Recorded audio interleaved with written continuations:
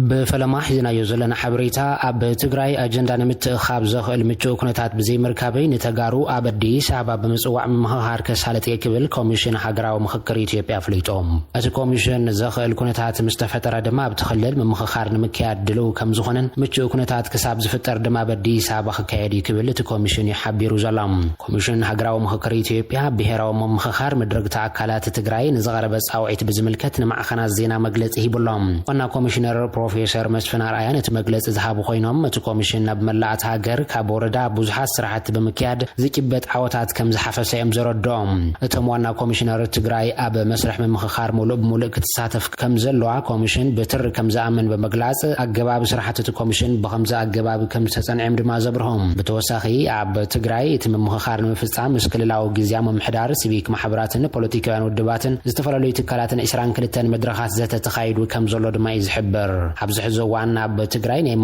مخخار تخلو كم زيلت وموانا كوميشنر زغلص خوينهم بيت مهر كوميشن ابدي سابا مش مدرك تاكلاتن ابكللن ابدي سابا زنبر تولد تتخللن ابدي سابا ني اجندا متخاب مدرك كيد كم زوسنه دما يفليطو زلام بمسرت زي متخاب اجندا تساتفتي نايتي قدوسات تغارو بوكل تمابيلهم زساتفلو اغرا وعلم مخخار كاب 23 كساب 25 مغابيت 2010 شمونتن ابدي سابا كم زكيد يفليطو زلام توم وانا كوميشنر ون تخنتات مستفتره اب كللنا مسكالوت كللات ناي مخخار مدرخات كم زكيد رغاغيصم اللهم ابزي مخخار كساتفو تعدو مدرك تاكلات نعوتنت تم مخخار دزدل دغف كغبر دما اتوم كوميشنر تحساسيبام اتي مخخار بزملكت كاب تግራይ بركت زبل مقفيتان وقسان زقرب صنح خوينم بفلاي دما تግራይ تمزابل تبزي تملسلون دولا وحدነት تግራይ ابزي تملسلون تግራይ كاب فيدرالو منግስት كبيب تصابوتات يبصحب زللوان ازي تواسو كبلو ودباتن منግستن يوقسوا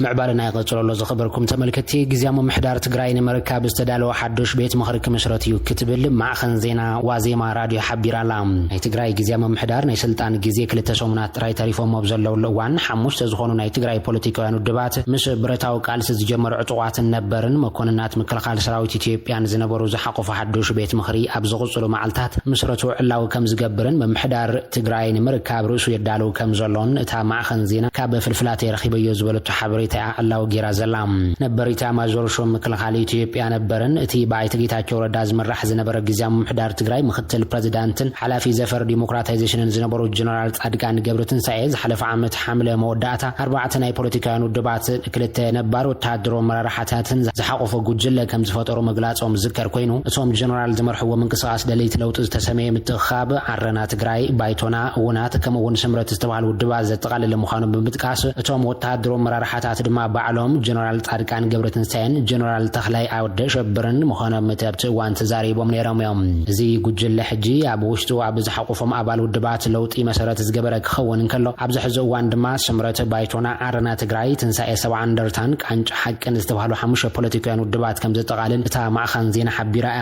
ብፍላይ ድማ ናይቲ ግዚያዊ ምሕዳር ፕሬዝደንት ሌተናል ጀነራል ታደሰ ወረደ ናይ ስልጣን ግዜ ክልተ ሰሙን ጥራይ ምትራፎ ሲዒቡ ንባዕሉ ካብ ሓይልታት ትግራይ ዝፈለየ ናብ ዓፋር ዝንቀሳቀስን ሓራ መሬት ወይ ድማ ሓይሊ ሰላም ትግራይ ዝበሃል ዕጡቅ ሓይሊ ናይቲ ጉጅለ ወታደራዊ ክንፍ ክኸውን ስምምዕ ከም ዝተበጽሐ እታ ሬድዮ ካብ ሓለፍቲ ቶም ውድባት ዝረኸበቱ ሓበሬታ ዓላው ጌራም እቶም ሓለፍቲ ከም ዝገለጽዎ እቶም ሓሙሽተ ውድባት ንበይኖም ክቀሳቀሱ ከም ዝጸንሑን በመሕባር ኣብ ትግራይ ዘሎ ስርዓትን ምእላይት እንኮም መራጽ ተወዲብካ መንቀሳቀስ ምዃኑ ይኣምኑ ትብል ዋዜማ ራድዮ ጀነራል ጻድቃን ገብረትንሳኤ ብርጋዴር ጀነራል ገብረ እግዚአብሔር በየነ ወይ ድማ ወደንጥሩ ሜጀር ጀነራል አበበ ተኽለ ሃይማኖት ወይ ድማ ጆቤ ኢንጂነር አሰፋ ብርሃን ጀነራል ተኽላይ ሸብር ወደ ሸብርን በተመሳሳለ መንገዲ በበወገኖም መንቀሳቀስ ክገብሩ ከም ጸንሑን ዝገለጹቶም ሓለፍቲ ፖለቲካውን ወታደራውን ክንፍታቶም በመጥንኻር ድማ ናብ ትግራይ ምእታውን ተስርዓት ምእላይን ቀንዲ ዕላማም ጌሮም ይንቀሳቀሱ ከም ዘለው ገሊጾም ነይሮም ኣመራርሓታት ሕወሓት ነቲ ግዚያዊ ምሕዳር ሙሉእ ብሙሉእ ንመቆጻር ጻዕሪ ገብሩ ከም ዘለው ዝገለጹ ኮይኖም እዚ ክኸውን ድማ ይንፈቅድን ቀጻሊ ቦታ ግዚያዊ ምሕዳር በመሓዝ ድማ ትኽልል ንምሕዳር ጻዕሪ ከም ዝጀመሩ ነዚ ንምዕዋድ ድማ መንግስታዊ ቅርጽ ዘሎ ቤት ምኽሪ ከም ዝምስረት እዮም ተዛሪቦም ዘሎም እዚ ቤት ቤት ምኽሪ ናይቲ ግዚያዊ ምሕዳር ፕሬዝደንት ናይ ስልጣን ግዜ ቀድመ መብቅዑ ኣብ ቀረባ ግዜ በአዲስ አበባ ዓላው ከም ዝግበርን ንስራሕ መሳለጥያን ሰራዊት ዝኸውን እቶት ናይ ምእካብ ስራሕቲ ናይ ምጅማር ትልሚ ከም ዘሎ ተረዲና ኣለና ይብል ጸብጻብ ዋዜማ ራድዮ ካብ ፌደራላዊ መንግስቲ ዝግበረሎም ደገፍ እንተሃልዩ ዝቀረበሎም ሕቶ ሸለሊሎም ሓሊፎም ኣለዎም እቲ ዝመስረት ዘሎ ውዳበ ኣብ ትግራይ ብመንእሰይ ዝመርኮስ ሓይሊ ነቲ ኣብ መቐለ ዝነቆጽ ሓይሊ ድማ ብምዕላውን ንኹሉ ዘካተተ መንግስቲ ክምስረት ከም ዝጠልብ ዝገልጽ ጀነራል ጻድቃን ንሱ ብላዕለዋይነት ክመርሖ ከም ዝኽእል ድማ ይዝሕበር ዘሎም ጀነራል ጻድቃን ብዛዕባ ቀይሕ ባሕርን ካልኦት መዘራረብቲ ዛዕባታትን ዝህቦም ለምሕተታት ዝፍለጥ ኮይኑ ካብዞም መደረታት ሓደ ዝኾነ ድማ ተጠቃምነት ወደብ ባሕሪ ብቅድሚት ተሰራዕ ኮይኑ ኢትዮጵያ ብኸመይ ኣፍ ደገ ባሕሪ ክህልዋ ከም ዝኽእል ነቲ ምስ ኢጣልያ ብዛዕባ ወደብ ዓሰብ ዝተገብረ ስምምዕ ምስ ኢትዮጵያ ዝተገብረ ስለ ዝነበረ ዓለምለኻዊ ናይ ኢንቫይሮንመንት ወይ ድማ ከባቢ ውዕላት መሰረት ብምግባር ከም ብሓዱሽ ዝረኣየሉ መንገዲ ኣብ ሓንጎለይ እናተመላለሰን ከሎ ኤርትራ ወሪራ ስለዚ ኩሎም ባዕሎም ነዚ ዝጀመርዎ ኩናት መበገስ ጌርና ብምሉእ ነቲ ምስ ኢጣልያ ዝተገብረ ዓለምለኻዊ ስምምዕ ከም ብሓዱሽ ክረአ ዝገብር ዕድል ፈጢሩልና ስለዘሎ ነቲ ዕድል ንጠቐመሉ ዝብል ኣረኣያ ነይሩኒ ኢትዮጵያ ናይ ቀይሕ ባሕሪ ሓይሊ እትኾነሉ ዘኽእል ኩነታት እንተተኻኢሉ ብሰላማዊ መንገዲ ብስምምዕ ክመጸልዎ እንተዘይኮይኑ ግን ናይ ግዜ ጉዳይ እንተዘይኮይኑ ኩናት ምውላዕ ይተርፎን ክብል ኣብ 2012 ዓመተ ምህረት ምስ ቴሌቪዥን ትግራይ ጻንሒት ምግባሩ ዝዝከር እዮም ብጌታቸው ረዳ ዝምራሕ ግዚያዊ ምምሕዳር ድሕሪ ምፍራሱ ድማ ኣብ ትግራይ ወጽኡ ምስ ሓይልታት ፌደራል ብምዃን ኣብ ስራሕ መንግስቲ ኢድ ከም ዘለዎ ዝንገረሉ ጀነራል ጻድቃን ገብረትንሳኤ ሕወሓትን ኣብ ኩናት ክንዓቱ ተመሪጹ ዝውላዕ ኩናት ኣብ ሓጺር ግዜ ክዛዘሙ ይክብል ኣብ ዝሓለፈ ወርሒ ለካቲት ኣብ አዲስ አበባ ዝነበረ መድረኽ ገሊጹ ነይሮም ሕወሓት ኣብ ስልጣን ኣብ ዝነበረሉ እዋን ዘኻዕበቶ ናይ ኩናት ኣጽዋር ዓጢቑ ኣብ 2013 ኩናት ኣውጁ ከብቅዕ ኣብ ሓጺር እዋን ከቢድ ስዕረት ከም ዝወረዶን ዝገልጽ ጀነራል ጻድቃን ሕዚ እውን ውልቀ መላኺ ኢሳያስ ኣብ ድሕሪኡ የሰሊፉ ናብ ኢትዮጵያ ክወርር ይዳሎ ምህላው እንድሕር ምግላጽ ሕወሓት ናብ ኩናት ከኣቱን ተመሪጹ እቲ ኩናት ኣብ ሓጺር ግዜ ክዛዘም እዩ ክብል ምዝራብ እውን ዝዝከር እዮም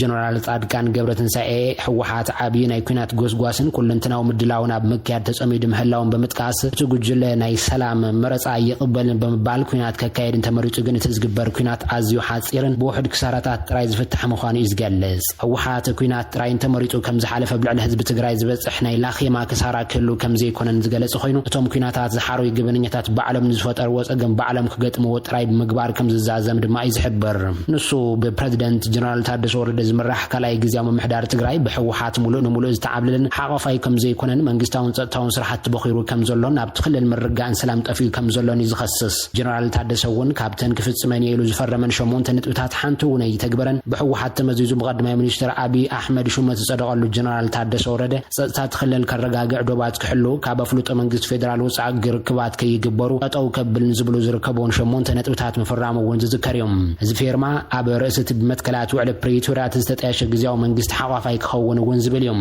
እቲ ቀንዲ ሓቋፊ ግዚያዊ ምምሕዳር ከጣይሽ ዝብል ጥሒሱ ነቲ ካቢኔ ብሕወሓት መሊእዎ እዩ ዘሎ ብሓደ ውድብ ዝዕብለል መንግስቲ ድማ ናብ ኩናት እዩ ዝመርሕ እዚ ድማ ኣንጻር መንፈስን መትከላትን ውዕል ፕሪቶሪያ ክብል ጀነራል ጻድቃን ይምጎት ሕወሓት ግን ብኣይቲ ጌታቸው ረዳ ዝምራሕ ዝነበረ ግዚያዊ ምምሕዳር ነቲ ታሪኻውን ህዝባውን ዝበሎ ውድብ ንምፍራስ ምስ መንግስቲ ፌደራል ኮይኑ ይሰርሕ ከም ዝነበረን ውዕል ፕሪቶሪያ ዕሽሽ ከም ዝበሎን እዩ ዝኸስስ ጀነራል ጻድቃን ግን ሎሚ ሒደት ሰባት ጥራይ ዝብልዎና ተደጋገመ ዝስማዓሉን ድምፂ ህዝቢ ዝተዓፈነሉን ኩነታት ተፈጢሩ እዩ ብፍላይ ድማ ምስ መንግስቲ ኤርትራ ጽምዶ ብዝብል ዝግበር ዘሎ ምድላዋት ኩናት ሓደገኛን ህዝቢ ትግራይ ናብ ጥፋት ዝወስድን ከም ዝኾነ እዩ ዝወቅስ ብዝተፈላለየ ምኽንያት ካብ ኣሃዶታት ወፂኦም ዝነበሩ ኣባላት ሰራዊት ትግራይ ናብ ኣሃዱ ክምለሱ ናይ ምግባር ምንቅስቓስ ከም ዝተጀመረ ፍልፍላ ተረዲኦም ድሕሪ ውዕለ ፕሪቶሪያ ኩሉ ተበታቲኑ ዝነበረ ሰራዊት ናብ ዝነበሮ መዝነትን ዝነበሮ ኣሃዱ ከኣቱ ናይ ኩለን ኣርምታት ተግባራዊ ዝግበር መምርሒ ከም ዝወረደ እዩ ዝሕበር ዘሎ ብፍላይ ኣብዚ ሕዚ እዋን እቲ መምርሒ ካብ መራሒ ረጅመንት ንላዕሊ ዝተዋሃበ ኮይኑ ነዚ ዝሰምዕ ታሕተዋይ ኣካል ግን ተቃውሞ እናገለጸ እዮም ድሕሪ ውዕለ ፕሪቶሪያ ብስንብት ይኹን ብኻልእ ንልዕሊ 2 ዓመት ኣብ ገጹ ዝነበረ ምስ ልዕሊ 2 ዓመት ብፀሓይን ቁርን ተወቃይ ህዝባዊ ለወቅቱ ምስ ዝተሓንገጸ ተገዳላይ ማዕረ ዝገብር መምርሒ ንምንታይ ኣድለየ ብዝብል ገለ ካብ ኣባላት ሰራዊት ተቃውሞ ይገጥመሎም እዚን ካልእን ምንቅስቓሳት ዘርኢ ድማ ተተኻኢሉ ወግንነኦም ምስ ሕወሓት ዝገብሩ ኣዘዝ ሰራዊት ትግራይ ኩናት ንምጅማር ብዝብል ብሓፈሻ ድማ ዕጥቅናን ሓይሊ ሰብናን ነጠናኽርን ነጻፈፈን ዝብሉ መልእኽታት በዚሖም ሰላማዊ መንገዲ ብምኽታል ውዕል ፕሪቶሪያ ኣጠናኺርካ ብምቕጻል ግን ብሕታዊ ሓሰት ብትግራይ ዝብሉ ወገናት እውን ይበራኸቱሎም ኣብ ትግራይ ተፈጢሩ ዘሎ ፖለቲካዊ ወጥሪ ወተሃደራዊ ድፊት ክህልዎ ምግባር ኣድላይ ኩንነት ዲስ ንዲሞክራሲ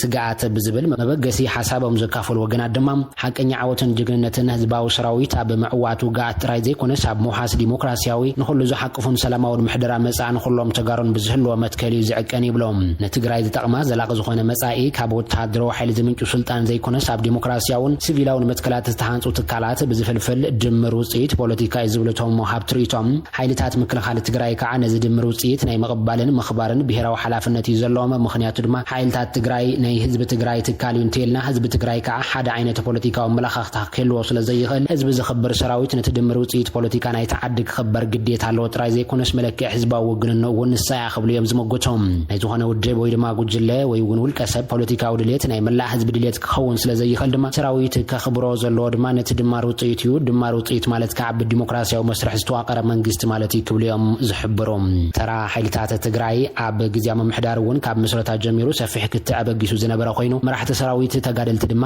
ኣብ ምሕደራ መሪሕ ተራ ክጻወቱ ይኽእሉ እዮም ዝብል በቲ ሓደ ወገን በቲ ካልእ ገጽ ከዓ ምትእትታዊ ሰራዊት ንዲሞክራሲያዊ ልምዓት ናይ ነዊሕ ግዜ ስጋት ከስዕብ ይኽእል ዝብል ኣብ ምኽንያታት ዝተመስረተ ስነ መጎትን ክትዕነ ካይዶም እዮም ገሊኦም ካብቶም መጎቲ ተሳትፎ ሰራዊት ትግራይ ንምርግጋዕ ትግራይ ወሳንን ኣድላይን ይክብሉን ከለው ገለ ድማ በኣንጻሩ ንፖለቲካ ወታደራዊ ንምግባር ናብ ሲቪላዊ ምሕደራ ምስጋር ምድንጓይን ኣብ ሓደጋ ከም ዘእቱ ስጋቶም ክገልጹ ጸኒሖም እዮም ሰራዊት ትግራይ ኣብ ምድሓን ትግራይ ዝገበረ በርክቶ ዘይከሓድ እኳ እንተኾነ ዘላቕን ንኹሉ ዝሓቁፉን ዲሞክራሲያዊ ፖለቲካ ስርዓት ምህናጽ ግን ካብ ውድባዊ ፖለቲካ ክወጸሎ ዝብል መጎት እውን ኣቕሪቦም ነይሮም እዮም ደገፍቲ ውክልና ሰራዊት ትግራይ ድሕሪ ኩናትን ምርግጋዕን ውሕስነት ንምርጋጽ መሪሕነቶም ውሳነ ምዃኑ ይመጎቱ ነይሮም እዮም ሰራዊት ትግራይ ንትግራይ ኣንጻር ህልውናዊ ምፍራሕ ዝከላኸል ቀንዲ ሓይሊ ብምንባሩን ብምዃኑ ድማ ብዙሓት ካብ ፖለቲካዊ ስግግር ምሕደራ ምግላል መስዋዕቶም ከም ዘዳኽምን ፖለቲካዊ ዘይምርጋዕ ከም ዝፈጥርን እዮም ዝኣምኖም ካብዚ ብተወሳኺ መራሕቲ ሰራዊት ትግራይ ንትግራይ ዘጋጥመዋ ብድሆታት ብቐጥታ ዝበድሁ ብምዃኖም ቅሬታ ምስ ዝፈጥሩ ድማ ብዙሕ ነገር ከይበላሸውን ምስግኦም ስዒቡ እዩ